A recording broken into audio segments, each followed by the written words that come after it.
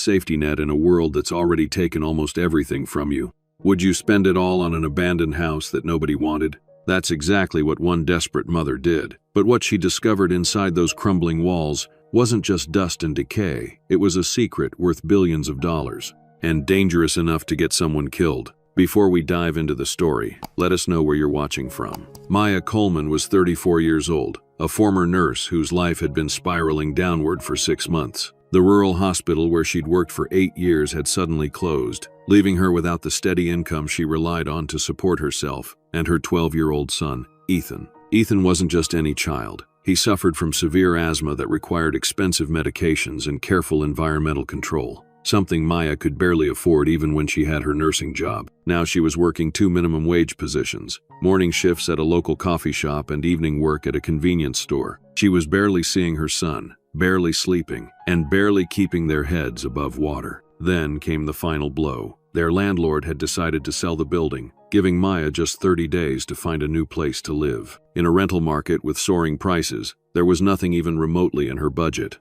Nothing. All she had left was $900 saved in an emergency fund, money she'd been putting aside dollar by dollar for almost a year. It was their last financial safety net, and she knew that once it was gone, there would be nothing between them and complete disaster. That's when Maya remembered something her grandmother used to say. Sometimes you have to risk everything to save everything. And that's exactly what she was about to do. One sleepless night, as Maya scrolled through unaffordable rental listings on her phone, an ad caught her attention. The county was holding an auction for tax-delinquent properties. She'd never considered buying a house, not with her credit score and financial situation. But curiosity made her tap the link. Most properties started at tens of thousands of dollars, way beyond her reach. But then she saw it, an old farmhouse on 3 acres of land, with a starting bid of just $750. The listing was brief. Abandoned farmhouse, approximately 1,800 square feet, significant structural issues, sold as is, no utilities connected, property vacant for 15+ years.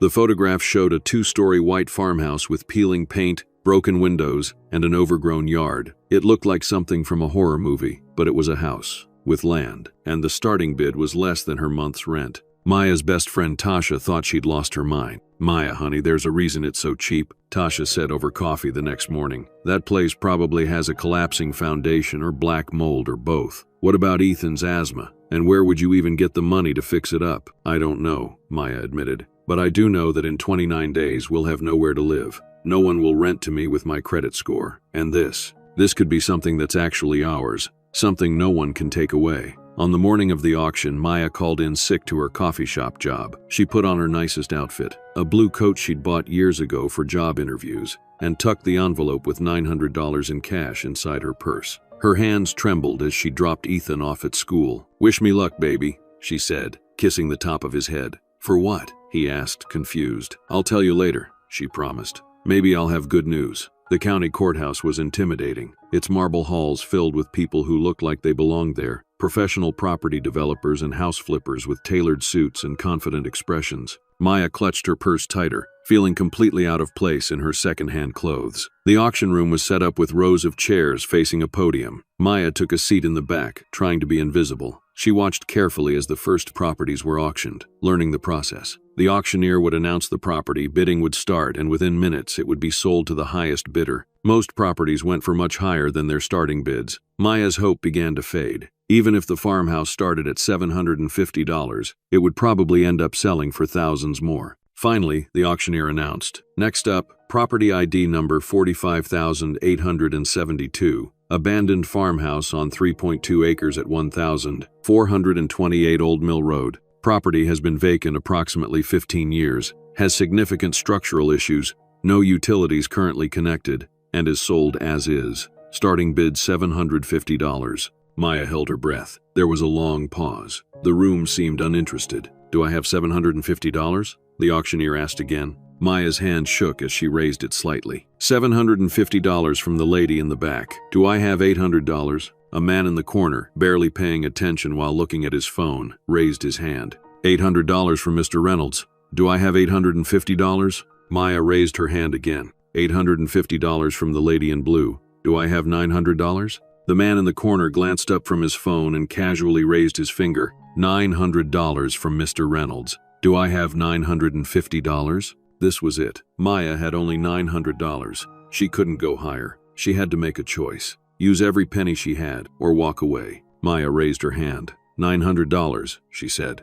The auctioneer looked confused. The current bid is $900, ma'am. Are you offering $950? No, she said, louder this time. I'm offering $900, the same as him. She pointed to the man in the corner. The auctioneer looked between them. I'm afraid that's not how it works. The bid is already at $900. I need $950 or higher. The man in the corner had gone back to his phone, clearly uninterested. Please, Maya said, her voice catching. I only have $900. An awkward silence fell over the room. The auctioneer cleared his throat, clearly uncomfortable. He glanced at the man with the current bid, who wasn't even paying attention anymore. Mr. Reynolds, do you wish to maintain your bid of $900 for the property? The man looked up, assessed Maya for a moment, then shrugged. Nah, I'm out. Too much work for that old place. She can have it. Relief flooded through Maya. Was this really happening? Going once at $900 to the lady in blue. Going twice at $900. Sold. Property ID 45,872 for $900.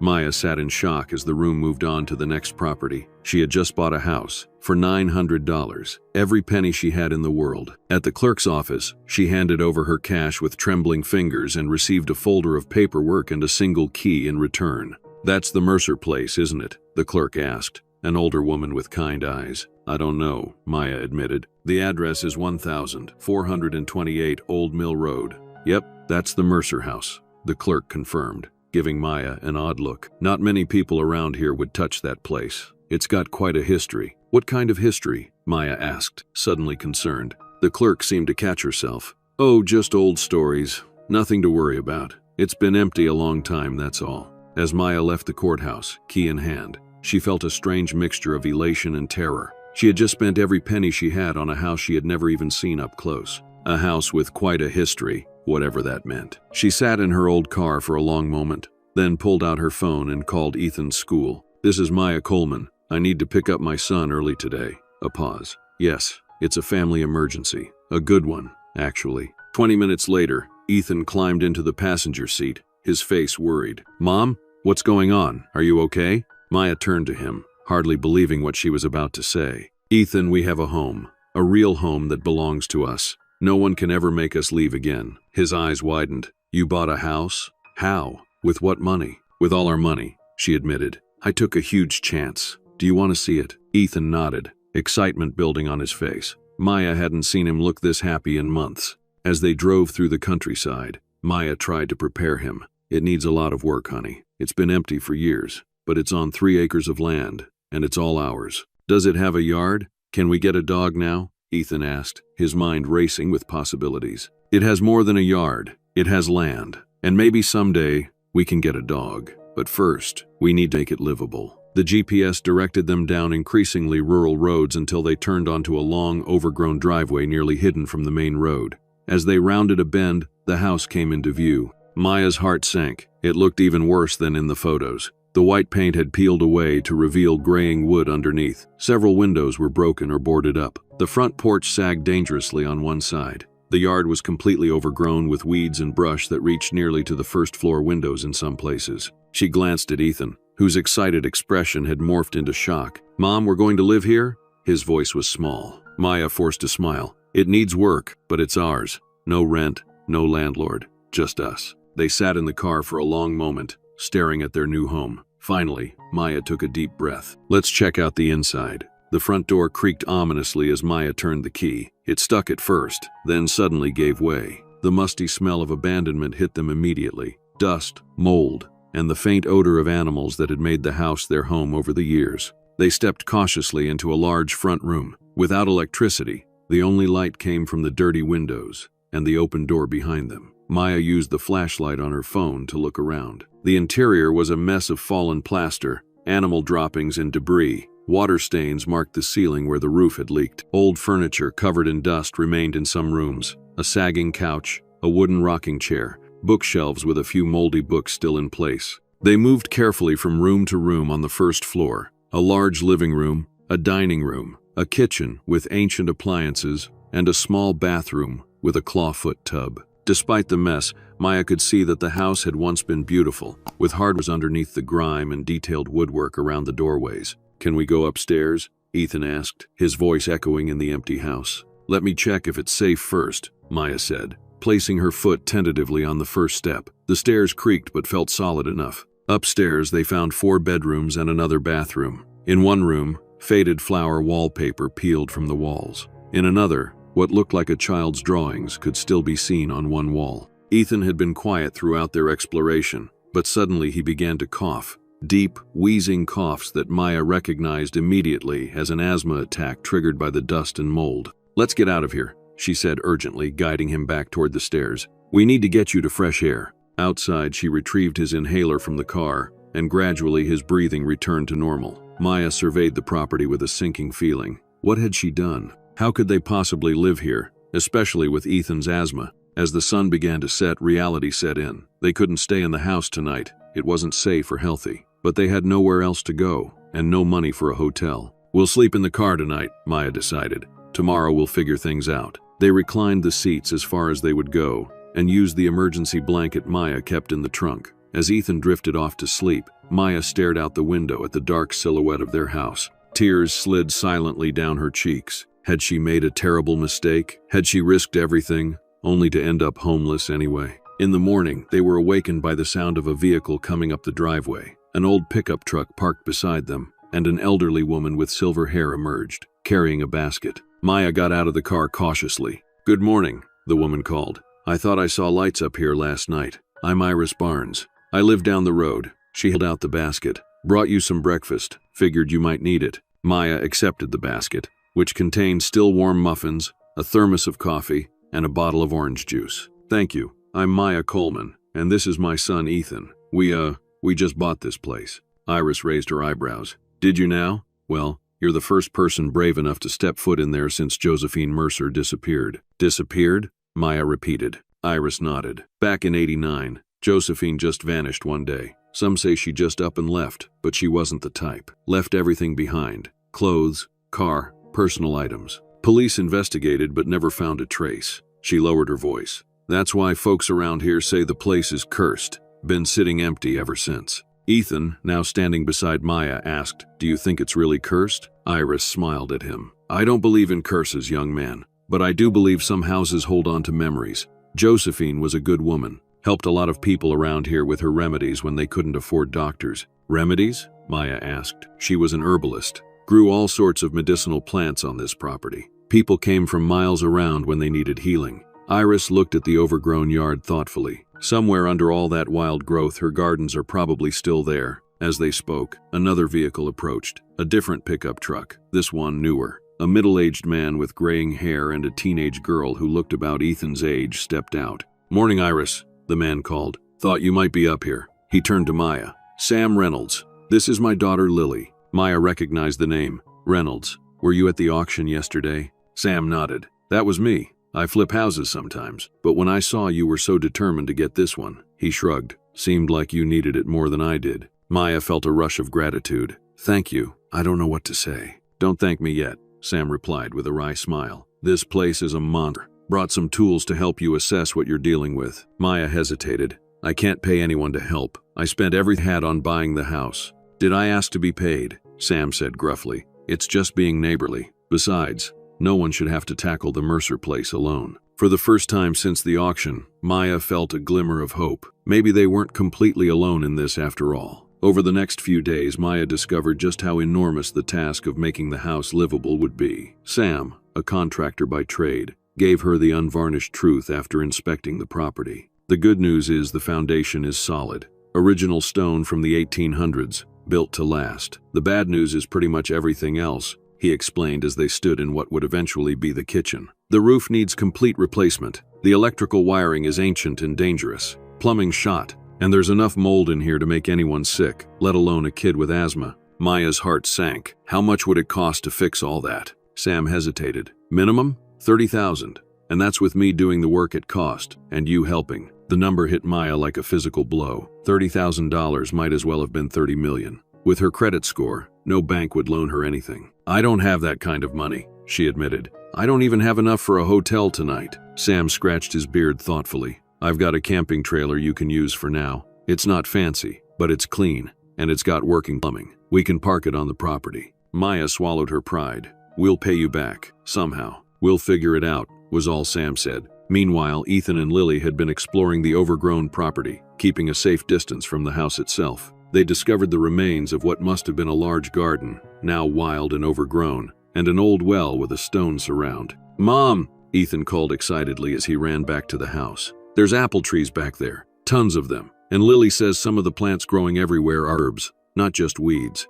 Lily, who had followed at a more sedate pace, nodded. My grandma taught me about herbs. There's lavender, thyme, mint, and some others I don't recognize growing all over back there. They've gone wild, but they're definitely planted, not random. Maya remembered what Iris had said about Josephine Mercer being an herbalist. Somehow, knowing that the previous owner had been a healer like herself, a nurse, created a strange connection across time. That evening, as Maya and Ethan settled into the borrowed trailer, she tried to maintain a positive attitude for her son's sake. It's like camping, right? An adventure. Ethan was quiet for a moment, then asked, Why did you buy this place, Mom? Really? Maya considered how to answer. Because I was desperate, she finally admitted. Because I was about to lose everything, and sometimes when you're at the very bottom you have to take a crazy chance. She looked at him seriously. I'm sorry if I made the wrong choice. You didn't, Ethan said with surprising conviction. This place feels, I don't know, important somehow, like we're supposed to be here.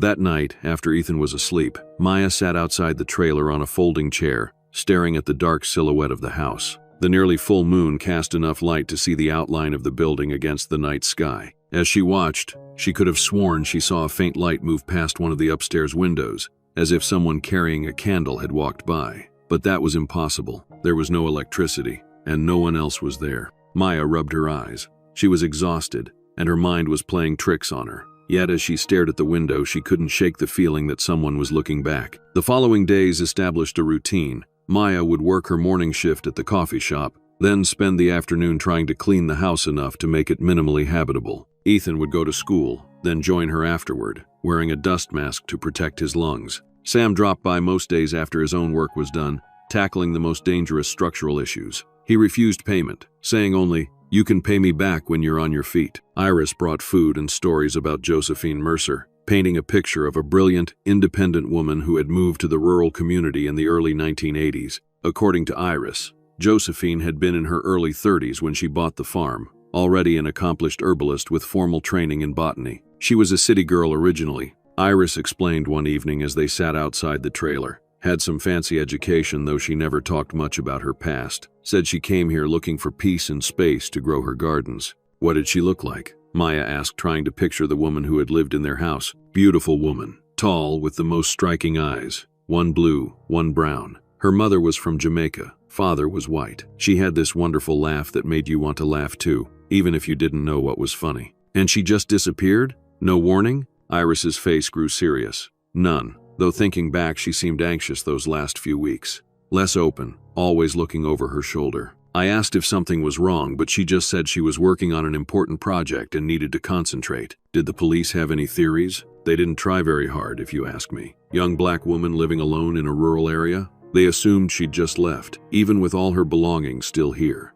As the days passed, Maya couldn't stop thinking about Josephine. Who was she? What had happened to her? And why did Maya feel such a strong connection to a woman she had never met? One evening, as she was cleaning what would eventually be Ethan's bedroom, Maya noticed that one floorboard moved slightly when she stepped on it. Curious, she knelt down to examine it. The board was loose, and when she pried it up with a screwdriver, she found a small space underneath. Heart pounding, she shone her flashlight into the cavity. There was something there, a metal box about the size of a thick hardcover book. She carefully lifted it out. The tin box was old, its surface tarnished but still solid. There was no lock, just a simple latch. Maya hesitated, feeling like she was intruding on someone's private space. But this was her house now, and whatever secrets it held belonged to her too. She opened the box. Inside, protected from the elements that had damaged so much of the house, were 3 items: a leather-bound journal, a small stack of photographs, and an ornate brass key. Maya lifted out the journal first. The cover was soft with age and use, the pages slightly yellowed at the edges. Opening to the first page, she read, property of Josephine Eleanor Mercer, 1982. This was Josephine's personal journal. Maya's hands trembled slightly as she carefully turned the pages. The handwriting was neat and precise, detailing Josephine's thoughts and experiences as she established her new life on the farm. The early entries were full of hope and plans, sketches of garden layouts, lists of medicinal plants, notes on the local ecosystem. Josephine wrote about renovating the house, making friends with neighbors, including a much younger Iris, and her joy in having space to grow her healing garden. As Maya read further, she discovered that Josephine hadn't been just any herbalist. She had a PhD in botanical biochemistry from Cornell University, and worked in pharmaceutical research before leaving to pursue her own studies. Corporate research is too constrained by profit motives, Josephine had written. Nature has provided remedies for so many ailments, if only we approach it with respect rather than exploitation. Here I can combine traditional knowledge with modern science, free from shareholders and patents. Maya looked through the photographs next. They showed a striking woman with mixed features, exactly as Iris had described her, tall and elegant, with distinctive heterochromatic eyes. Many pictures showed Josephine in her gardens, surrounded by plants at various stages of growth. Others showed the house when it was well maintained, with flowering vines covering the porch and neat pathways leading to different garden areas. The brass key was heavy in Maya's hand, ornate and old-fashioned. No idea what it might open, but she placed it carefully in her pocket. As she continued reading the journal, the entries became increasingly technical, with chemical compounds and molecular structures that Maya, despite her nursing background, couldn't fully understand. Josephine wrote about a particular plant compound she was isolating that showed remarkable efficacy against something called Carter's syndrome. Maya recognized that name.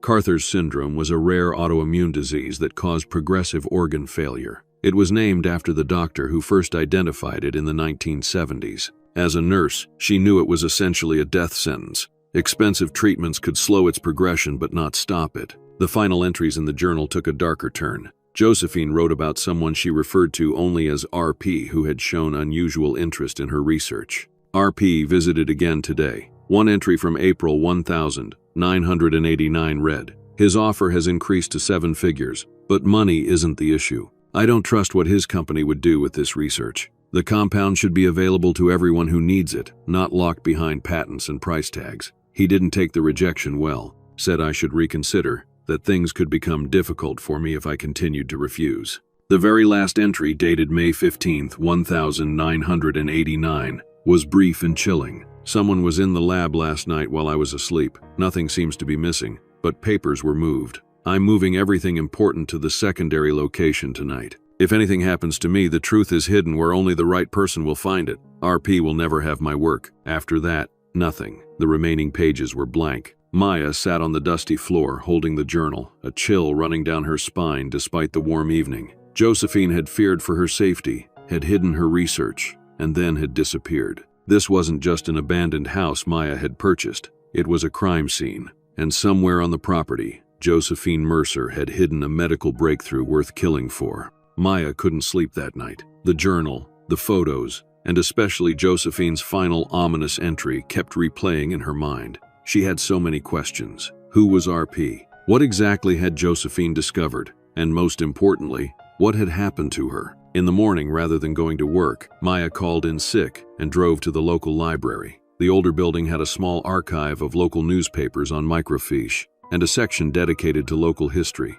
The librarian, a woman in her 60s, raised her eyebrows when Maya asked about Josephine Mercer. "Doing research on the Mercer case?" she asked. "Or did you just buy that old house up on Mill Road?" News clearly traveled fast in small towns. "Both, actually," Maya admitted. "I'm trying to understand what happened to her." The librarian led Maya to a filing cabinet with newspaper archives. These are sorted by date. Josephine Mercer disappeared in May 1989. The biggest stories were in the weeks right after, then follow-ups when the case went cold. She paused. "I knew her, you know. Used to visit her sometimes when my arthritis was acting up. She made a salve that worked better than anything I've tried since." The microfiche revealed exactly what Iris had suggested, a cursory investigation with minimal effort. The headline from May 27, 1989 read, "Local herbalist missing, foul play or voluntary disappearance." The article detailed how a neighbor, Iris, Maya realized, had reported Josephine missing after not seeing her for several days. Police found no signs of struggle in the house, though Josephine's car was still in the garage, and all her personal belongings remained. The prevailing theory seemed to be that she had possibly left of her own accord for personal reasons. A follow-up article from 2 weeks later mentioned that police had exhausted all leads and were scaling back the investigation. There was a quote from the sheriff at the time: "Some people just want to disappear and start over. Without evidence of foul play, there's not much more we can do." Maya couldn't believe how quickly the case had been dismissed. A brilliant scientist had vanished without a trace, leaving behind everything she owned, and the authorities had essentially shrugged it off. In the local history section, she found a small book about prominent residents of the county. Josephine had a brief mention. Josephine Mercer, 1956, came to our community in 1982, establishing herself as a skilled herbalist and botanical researcher. With degrees from Cornell University, Miss Mercer chose our rural county for its biodiversity and undeveloped land. Her disappearance in 1989 remains unsolved. Maya took photos of everything she found, then asked the librarian, "Do you know if anyone named RP was connected to Josephine?" The librarian thought for a moment. "Not that I recall off the top of my head, but there was a fancy man from a pharmaceutical company who came to see her a few times. I remember because he looked so out of place. Expensive suit, luxury car. People noticed." "Do you remember which pharmaceutical company?" "Something with an R, I think." "Radcliffe?" "Yes, Radcliffe Pharmaceuticals. They were big back then, still are today." Maya's heart rate accelerated. RP could be the company itself, or someone who worked there. She thanked the librarian and headed to a coffee shop with internet access to continue her research. Radcliffe Pharmaceuticals was indeed still a major player in the industry, with global reach and billions in annual revenue. Their corporate history page mentioned that from 1975 to 2005, the company had been led by CEO and chairman Richard Patton, RP. Maya found an old photograph of Patton from a 1990 business magazine. He had been in his 50s then, with steel gray hair and cold eyes, accepting an award for pharmaceutical innovation. She dug deeper, looking for any connection between Radcliffe Pharmaceuticals and Carter's syndrome, the disease Josephine had been researching. After nearly an hour, she found something, a small article from 1988, mentioning that Radcliffe had been developing a treatment for Carter's syndrome, but had abandoned the research after unsuccessful clinical trials. The timeline fit perfectly. Radcliffe had failed to develop a treatment. Josephine, working independently, had succeeded. Richard Patton had tried to buy her research. She had refused, and shortly after, she had vanished. When Maya returned to the property that afternoon, she found Sam working on the roof. She debated whether to share what she'd discovered. She barely knew him, but something told her she could trust him, and she needed allies.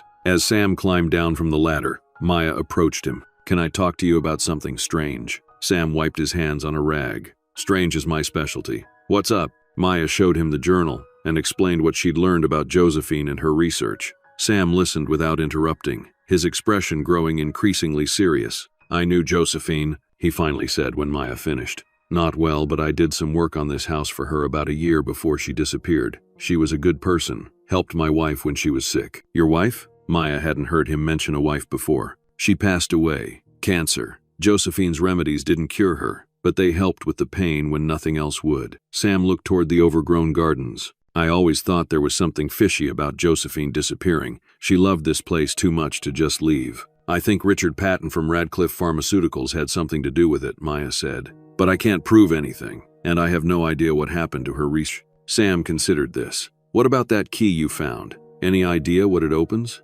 Maya pulled the brass key from her pocket. "Nothing in the house that I've found so far." Might not be for the house itself. Josephine had several outbuildings on the property, a greenhouse, a shed, and I had her build a small laboratory behind the house. Most of them collapsed over the years, but there might be something left. That evening, after Ethan was asleep, Maya and Sam explored the property with flashlights. The greenhouse was just a foundation now, broken glass scattered around it. The shed had partially collapsed, its contents long ago damaged by weather and animals. "The lab should be this way," Sam said, leading her through the overgrown grass. It was a solid structure, concrete foundation with proper insulation. They pushed through a thicket of brambles and found themselves facing what looked like a small bunker partially reclaimed by vines and moss. The door was metal, rusted but intact, with an old-fashioned keyhole. Maya's hand trembled slightly as she inserted the brass key. It turned with surprising ease, as if the lock had been recently maintained. The door creaked open to reveal a small room, perhaps 12 feet square,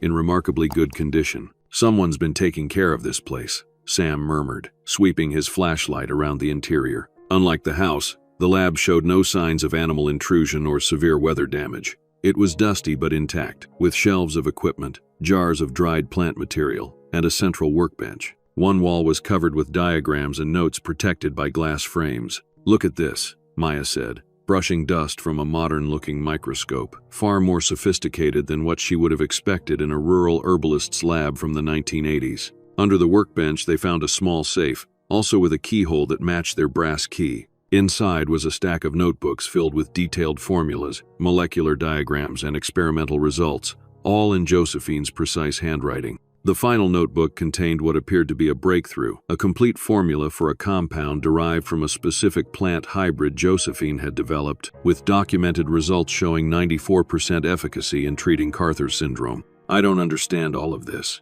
Maya admitted, "but from what I can tell, she created something revolutionary, something that could save thousands of lives. And something worth killing for," Sam added grimly. At the bottom of the safe, they found a sealed envelope addressed simply, "For whoever finds this." With trembling fingers, Maya opened it. Inside was a letter written in the same handwriting as the journal. "If you're reading this, I am likely gone. My name is Josephine Mercer, and I fear for my life. Richard Patton of Radcliffe Pharmaceuticals has threatened me repeatedly over my refusal to sell my research. He cannot accept that I developed what his company failed to create. The formula in these notebooks can save countless lives. It belongs to humanity, not to corporate profits. I've hidden copies of my research in multiple locations, along with evidence of Patton's threats. If anything happens to me, the truth must come out. Trust your instincts about who can help you. The house chooses its guardians wisely." Josephine Mercer, May 16,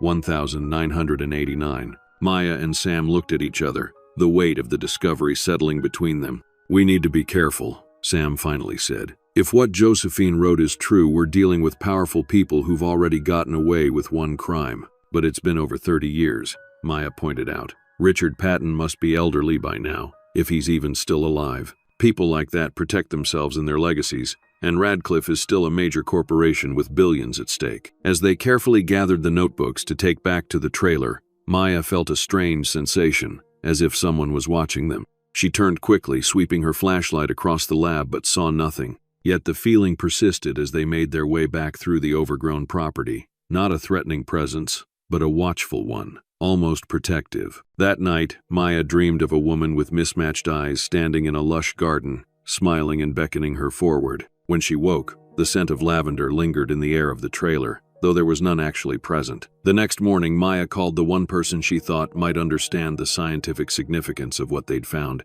Dr. Elaine Chen, her former supervisor at the hospital and a respected medical researcher. "Maya, it's good to hear from you," Dr. Chen said when she answered. "How are you doing?"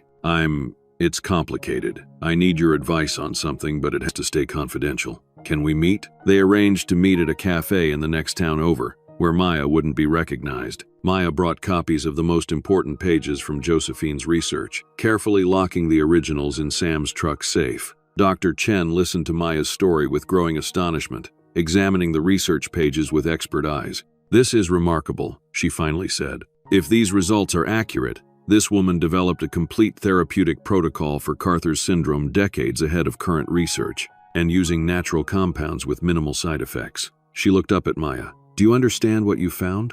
"I think so," Maya said, "but I need to hear it from you. You've found a medical breakthrough worth billions of dollars. Carter's syndrome affects only about 50,000 people worldwide, but there's currently no effective treatment. Patients typically survive only 3 to 5 years after diagnosis. A cure would be monumental. But it's not mine," Maya pointed out. "It's Josephine's work. Legally complicated, since she's been missing for decades and presumably dead. But ethically, you're right." "Dr. Chen studied Maya thoughtfully. "What do you intend to do with this discovery?" "I don't know yet, but I know I want to honor Josephine's wishes, that it benefit people, not just profits." Dr. Chen nodded. "I have contacts in medical research ethics and patent law. Let me make some calls. In the meantime, be extremely careful. If your theory about Richard Patton is correct, this information is dangerous." I've only told you and Sam Reynolds, a local contractor who's been helping me with the house. Keep it that way for now. And Maya? Consider making digital copies of everything and storing them securely online.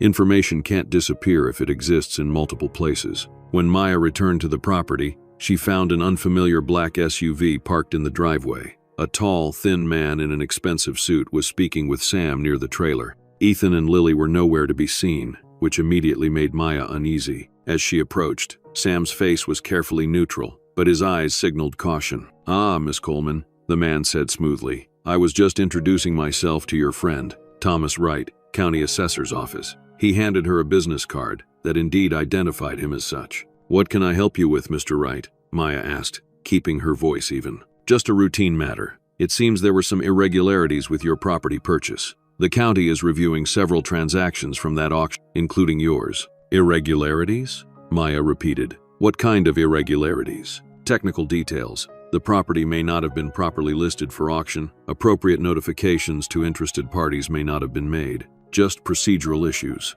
His smile didn't reach his eyes. "In the meantime, I wanted to let you know that the county may need to temporarily suspend your ownership pending review." Maya felt her heart rate accelerate, but she maintained her composure. "That's odd. The clerk didn't mention any issues when I completed the paperwork. These concerns were raised subsequently. I'm sure it will all be cleared up, but the process could take several months, during which time technically you shouldn't be occupying the property." Sam stepped forward. "You'll need to provide written documentation of these alleged irregularities, along with the specific county codes being cited. My cousin practices real estate law. She'll want to review everything." Something flickered across Wright's face. Annoyance, perhaps, or recalculation. "Of course, I'll have those documents sent over. In the meantime, Miss Coleman, there's another option that might interest you. The county has been authorized to offer you a settlement, $20,000 to relinquish your claim to the property. That's more than 20 times what you paid." Now Maya understood. This wasn't about procedural irregularities. Someone knew what she had found and wanted her gone.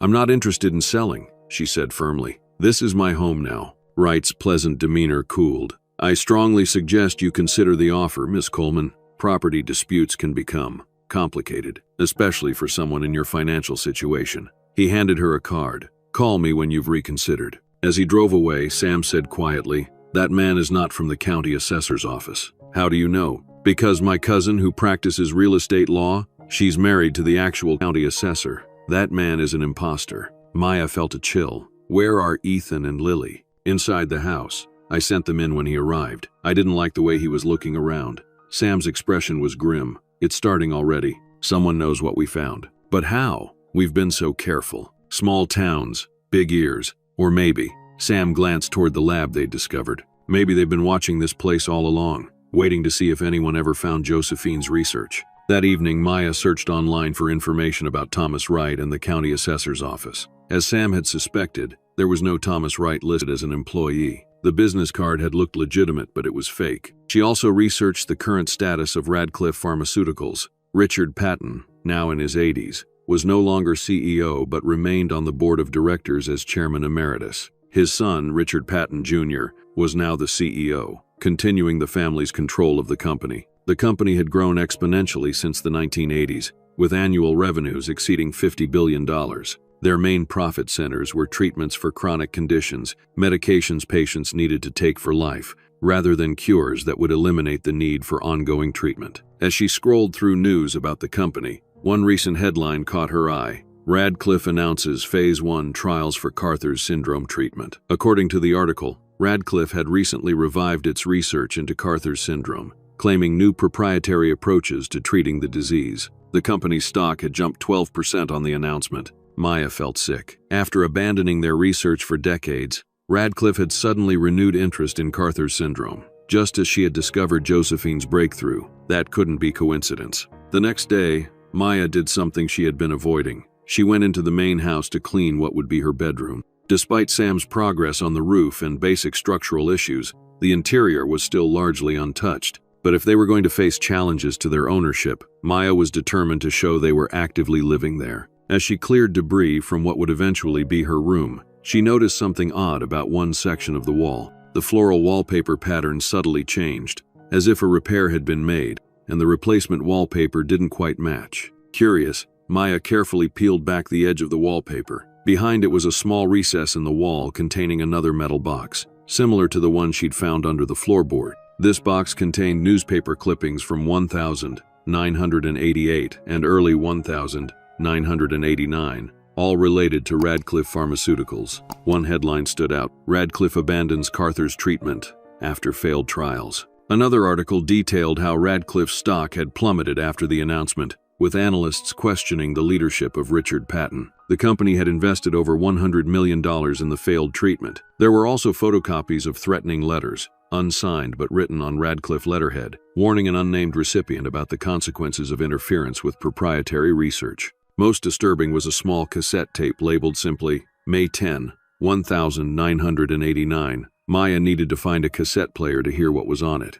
That afternoon, another visitor arrived at the property. A sleek BMW with tinted windows. The driver was a polished woman in her 40s with a designer suit and a professional smile. "Miss Coleman? I'm Victoria Patton, Vice President of Research Acquisition at Radcliffe Pharmaceuticals." Maya's blood ran cold. Patton. She must be related to Richard Patton, perhaps his daughter or daughter-in-law. "What can I do for you, Miss Patton?" Maya asked, keeping her distance. "I understand you recently purchased this property. Radcliffe Pharmaceuticals has a historical interest in this land for research purposes. We'd like to make you a generous offer, $250,000 cash for the house and all contents, as is." The amount was staggering, enough to solve all of Maya's financial problems and then some, but the timing and the connection to Patton made it clear what this was really about. "I'm not interested in selling," Maya said firmly, "but I'm curious. Why would a pharmaceutical giant be interested in an abandoned house?" Victoria's smile remained fixed. "The property has unique botanical specimens we've been tracking for potential research. Nothing sinister, I assure you." She handed Maya a business card. "Think about it. $250,000 could change your life. Our offer will remain open for 48 hours. As the BMW drove away, Sam, who had been working nearby and overheard everything, approached Maya. "You know what this means, right? They know about Josephine's research. They're desperate to get it back. But after all these years, why would they still care so much?" "Because her formula works," Sam said simply. "And a working treatment is worth billions to them, especially one they can claim they developed themselves." That night, Maya used an old cassette player borrowed from Iris to listen to the tape from the hidden box. The recording was somewhat muffled but clear enough. "I told you, Richard, my work is not for sale." The voice was female, with a hint of an accent. Josephine Mercer. Maya realized with a shiver. "Everyone has a price, Dr. Mercer." A male voice, cold and controlled. "Name yours." "It's not about money. Your company wants to patent this compound and charge patients a fortune for it. I want it available to everyone who needs it. Don't be naive. Development costs money. Clinical trials cost money." "Your failed trials cost money," Josephine retorted. "Mine succeeded because I approached the problem differently, and I've already documented everything. The research exists, with or without Radcliffe." "That's where you're wrong." The man's voice hardened. "Without Radcliffe's resources, your little discovery will never help anyone. We own the regulatory pathway. We own the distribution channels. Without us, you're just a woman playing with plants in the woods. I've already sent documentation to colleagues. If anything happens to me, nothing will happen to you if you cooperate. But things could become difficult if you continue this obstruction. Very difficult indeed." "Are you threatening me, Mr. Patton?" "I'm offering you one last opportunity to be reasonable. $2 million for your research. Final offer." "Not interested." "Then you'll regret it. Everyone has weaknesses, Dr. Mercer. Everyone has something to lose." The recording ended. Maya sat in stunned silence, the cassette player still in her hands. She had just heard Richard Patton threatening Josephine Mercer days before her disappearance. It wasn't just circumstantial evidence anymore. It was motive, captured in Patton's own voice. The next morning, Maya called Dr. Chen with an update on the situation. "They're moving fast, Doctor," Chen said, sounding worried. "If they're offering that much money, they're desperate to get Josephine's research before you understand its full value." "Which is what exactly?" "Based on my preliminary analysis of the formulas you showed me, we're talking billions. A patent on an effective Carther's syndrome treatment would be worth at least $5 minus $10 billion over its lifetime, possibly much more." Maya felt dizzy at the number. "What should I do?" "I've spoken with a colleague who specializes in pharmaceutical patents. She's willing to meet with you, and I think we should consider bringing this to the FBI. If your recording proves Richard Patton threatened Josephine before her disappearance, that's evidence in a potential murder investigation." Before Maya could respond, she heard Ethan calling urgently from outside. "Mom, something's wrong with the water." Maya rushed outside to find Ethan at the trailer's small sink, which was running brown, foul-smelling water. "It was fine earlier," Ethan said. Then it suddenly changed. Sam examined the trailer's water connection, which ran to a well on the property. "Someone's tampered with the well," he concluded grimly. This didn't happen naturally. They found the well cap had been removed and quickly discovered evidence that someone had poured something into their water supply. An empty container of industrial chemicals lay partially hidden in nearby bushes. "We need to report this to the police," Maya insisted. "We will," Sam agreed, "but don't expect much help." He was right. The local sheriff listened to their report with obvious skepticism. "Probably just kids playing pranks," he suggested. "No evidence anyone specific did this, but we'll look into it." His casual dismissal reminded Maya of how Josephine's disappearance had been handled, with minimal concern or effort. Later that day, Maya received a call from an unlisted number. "Miss Coleman, this is Richard Patton Jr. I understand you've turned down our generous offer for your property." Maya's heart raced, but she kept her voice steady. "That's right. The house isn't for sale. I think you misunderstand the situation. We're not just interested in the house. We're interested in everything associated with it, including certain research materials you may have found." "I don't know what you're talking about," Maya lied. "Let's not play games.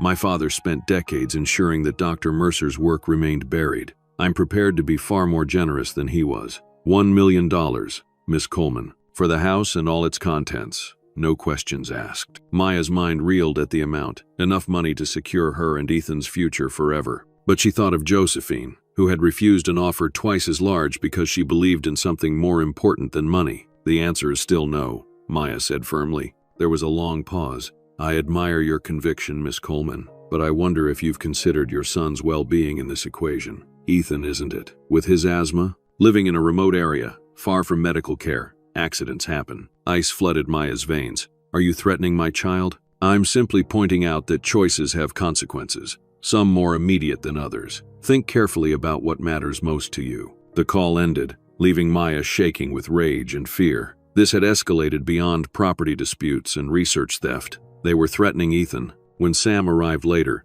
Maya told him about the call. His face darkened with anger. "We need to protect Ethan," he said immediately. "Lily too, they know she's been here." "Should we leave? Just go somewhere else until this is resolved?" Sam thought for a moment. "That might be exactly what they want, to scare you away long enough for them to search the property thoroughly." "No, I think we need to stay and fight, but smartly. My house has a good security system. You and Ethan should stay with us for now." That evening, as Maya and Ethan prepared to leave for Sam's house, Ethan made a disturbing discovery. His inhaler wasn't working properly. When he tried to use it, nothing happened, though it should have been nearly full. Someone tampered with this, Maya realized, examining the inhaler. The medication inside had been emptied and replaced with water. Now thoroughly frightened, Maya hurried Ethan to the car. As she turned the key in the ignition, Sam suddenly shouted, "Wait! Don't start the car!" He dropped to the ground, looking underneath the vehicle, then emerged with a grim expression. "Brake line's been cut. If you'd driven down that hill."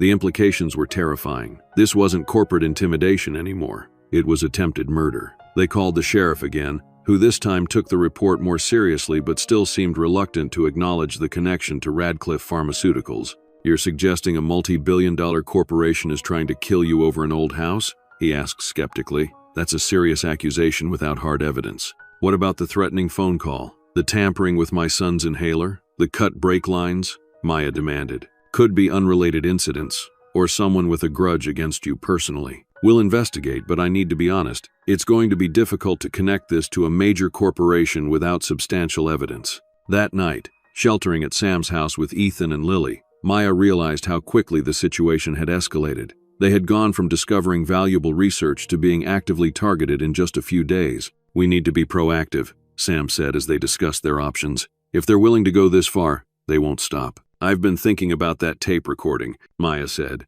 "It's evidence of Richard Patton threatening Josephine right before she disappeared. The local sheriff might not take it seriously. The FBI might." "It's 30 years old," Sam pointed out. "And without Josephine's body, they might still treat it as a missing person case, not murder." "But what if we could find her?" Maya suggested. "What if she left more clues about where to look?" The next day, while Sam stayed with the kids, Maya returned to the property with Iris, who had known Josephine better than anyone still living in the area. Josephine was methodical, Iris recalled as they walked the overgrown property. She would have had a system, a backup plan if anything happened to her. She mentioned a secondary location in her journal. We found her lab, but there might be somewhere else. They systematically explored the property, looking for any structure or hiding place they might have missed. It was Iris who noticed something odd about the old well. This well was here when Josephine bought the place, but I don't remember that stone pattern around the edge. She must have rebuilt it at some point. The stones around the well's edge formed a pattern that, when viewed from above, resembled a compass rose.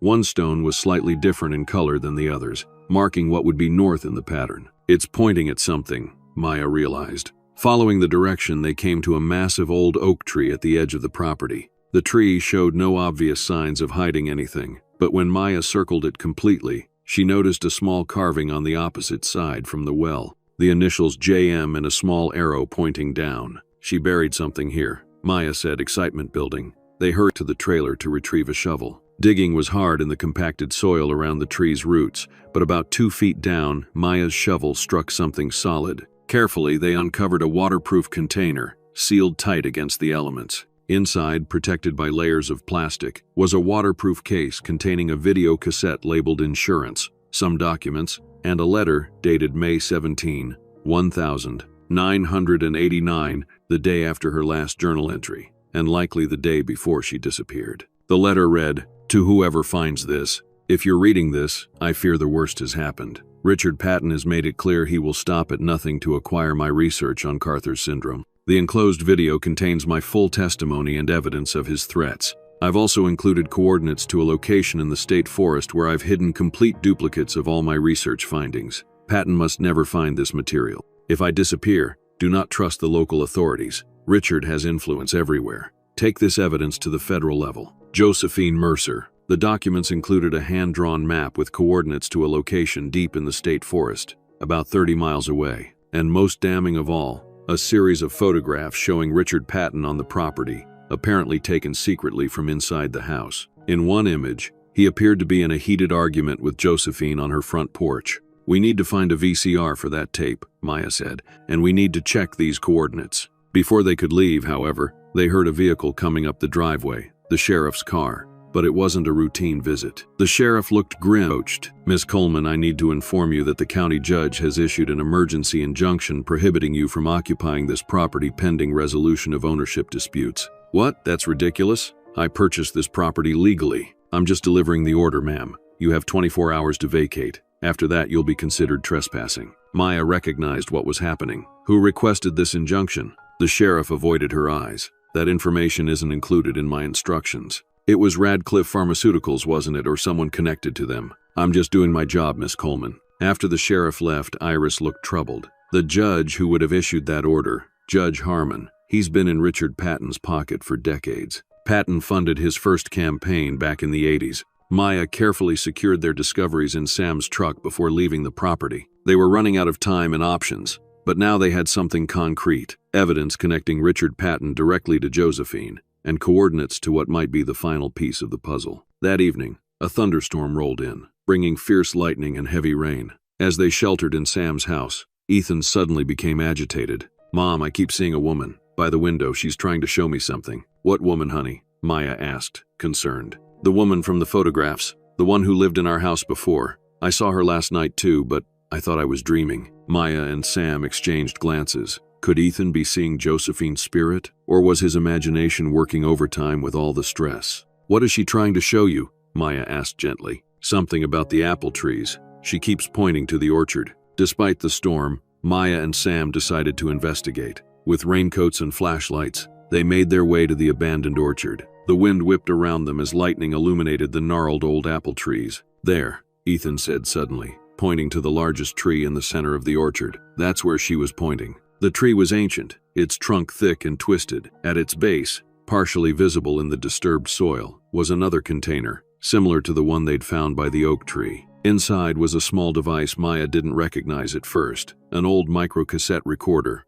the kind used for dictation in the 1980s. And with it, a final note from Josephine. May 18, 1989. "Richard Patton is coming back tonight. He's threatened to destroy everything if I don't cooperate. This may be my last chance to record the truth. If anything happens to me, let the truth be known." The attached microcassette contained a recording of Josephine's voice, explaining in detail her research, Patton's escalating threats, and her fear for her safety. Most damning of all, it included a recorded conversation where Patton explicitly threatened her life. "We have him," Maya whispered. "After all these years, we have him." The next morning, Maya made two crucial phone calls. The first was to Dr. Chen, who had found a patent attorney willing to help protect Josephine's research. The second was to the FBI field office in the nearest city, where she explained that she had evidence related to a 30-year-old potential murder and corporate conspiracy. To Maya's surprise, the FBI agent on the phone seemed immediately interested, particularly when she mentioned Radcliffe Pharmaceuticals and Richard Patton. "We've had an open file on Patton for years," the agent explained. "Allegations of corporate espionage, bribery of officials, and suspected involvement in at least 2 other disappearances of research scientists. But we've never had enough evidence to move forward. If what you have is genuine." They arranged for Maya to meet with agents the following day. Meanwhile, Sam's cousin Andrea, the real estate attorney, arrived to examine the injunction against Maya's ownership of the property. "This is legally dubious at best," Andrea concluded after reviewing the documents. "The judge is citing procedural errors that don't actually exist in the county code. It's a delaying tactic, not a legitimate ruling." "Can we fight it?" Maya asked. "Absolutely. But it will take time, weeks, possibly months. In the meantime, technically, you can't stay on the property." Before they could discuss further, Maya's phone rang, an unknown number that she cautiously answered. "Miss Coleman, this is Catherine Weiland from the National Investigative Journal. I understand you've made some interesting discoveries about Radcliffe Pharmaceuticals and a missing scientist named Josephine Mercer." Maya was stunned. "How did you hear about this?" "Dr. Elaine Chen contacted us. She thought your story needed national attention for your safety. I'd like to talk to you about what you found." The involvement of a national journalist changed the dynamics dramatically. If the story broke publicly, Radcliffe would have a much harder time operating in the shadows. Catherine Weiland arrived later that day, a sharp-eyed woman in her 50s with decades of investigative reporting experience. She listened to Maya's complete story, examined the evidence they'd gathered, and took detailed notes. "This is explosive," she concluded. "A major pharmaceutical company suppressing a medical breakthrough, a brilliant scientist who disappeared under suspicious circumstances, and now threats against a single mother who discovered the truth." She looked at Maya seriously. "Are you prepared for what publishing this story will mean? Radcliffe will come at you with everything they have." "They already are," Maya pointed out. "At least this way, the truth will be out there, no matter what happens to me." "I'll need to verify everything independently," Catherine warned. "But if it checks out, and I suspect it will, we'll run a story next week. In the meantime, document everything and stay safe." The next day, Maya met with the FBI agents, turning over copies of all the evidence they'd found. The agents were particularly interested in the voice recordings of Richard Patton and the coordinates to the location in the state forest. "We'll send a team to investigate those coordinates immediately," the lead agent promised. "If there's anything there connected to Josephine Mercer, we'll find it." 2 days later, Catherine called with news. "We're running the story tomorrow. Rural mom uncovers decades-old pharmaceutical conspiracy. I've verified Josephine's credentials, the validity of her research, and Richard Patton's presence in the area when she disappeared. Radcliffe's PR team is already in panic mode, trying to get ahead of it." Within hours of the story breaking online, it was picked up by major news outlets across the country. Maya's phone began ringing constantly, reporters seeking comments, former colleagues expressing support, and even a few threats from anonymous callers. Most significantly, the county judge suddenly reversed his injunction on Maya's property, citing new information that resolved the procedural concerns. Then the FBI called with news that changed everything. "We found human remains at the coordinates Josephine provided. Preliminary identification based on dental records confirms it's Josephine Mercer. And there's evidence of foul play, blunt force trauma to the skull. After 30 years, Josephine Mercer had been found. And with her, the truth about what had happened that night in May 1989. Richard Patton, now in his 80s, was brought in for questioning. Within days, facing overwhelming evidence and the testimony of a former Radcliffe security officer who had been present that night, Patton was charged with Josephine's murder. The story dominated national headlines. Pharmaceutical titan charged in 1989, murder of brilliant black female scientist. Justice, after 30 years. The Josephine Mercer case. Rural mother's discovery leads to arrest of billionaire. Radcliffe Pharmaceuticals stock plummeted as the full story emerged. Multiple executives were implicated in the decades-long cover-up, and the company faced federal investigations into other potential crimes. Meanwhile, with the help of Dr. Chen's contacts, Maya filed for patents on Josephine's formula, listing Josephine as the primary inventor and herself as the executor of the discovery. The patent application specifically noted that the treatment must be made available at affordable prices, honoring Josephine's original intention. 6 months later, the transformation was remarkable. The farmhouse had been partially restored with help from community volunteers who had been inspired by the story. Sam had coordinated the efforts, bringing in friends and colleagues to donate time and materials. Maya had established the Josephine Mercer Foundation, dedicated to researching natural medicines and providing health care to underserved communities. The foundation was funded by licensing agreements with ethical pharmaceutical manufacturers who had agreed to produce Josephine's Carter's syndrome treatment at accessible prices. The overgrown property had been cleared to reveal Josephine's extensive medicinal gardens, now recognized by botanical experts as containing rare plant varieties she had cultivated decades ahead of her time.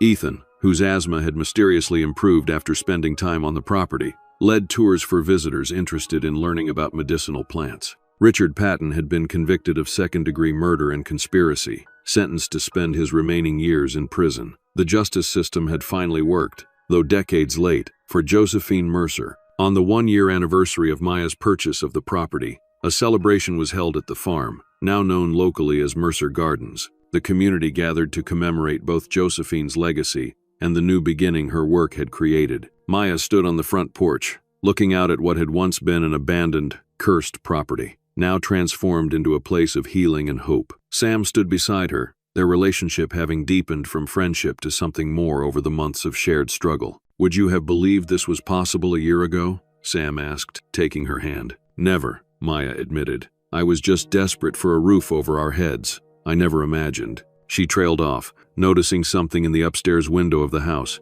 a brief flicker of movement, as if someone had walked past. But the house was empty. Everyone was outside for the celebration. Later that evening, after the guests had gone and Ethan was asleep, Maya sat alone in what had been Josephine's study, now restored with her books and research materials on display. "Thank you," she said softly to the empty room, "for choosing me to find your work, for trusting me to finish what you started." A gentle breeze rustled through the open window, carrying the scent of lavender and herbs from the garden. For just a moment, Maya felt a presence beside her, not frightening, but peaceful, watchful, proud. The breeze settled, and Maya was alone again, but she knew she would never truly be alone in this house. Josephine's spirit, her legacy, would always be there, guiding the next chapter of the story that had begun with a desperate gamble on an abandoned home. A home that had become so much more than just a house. It had become a second chance, for Maya and Ethan, for Josephine's groundbreaking work, and for countless patients who would now benefit from a discovery nearly lost to corporate greed and violence. Maya smiled as she turned out the light, ready to face whatever tomorrow might bring. If you enjoyed this story, please hit the like button and subscribe to our channel for more extraordinary true stories of courage, justice, and transformation. Don't forget to hit the notification bell so you never miss a new upload.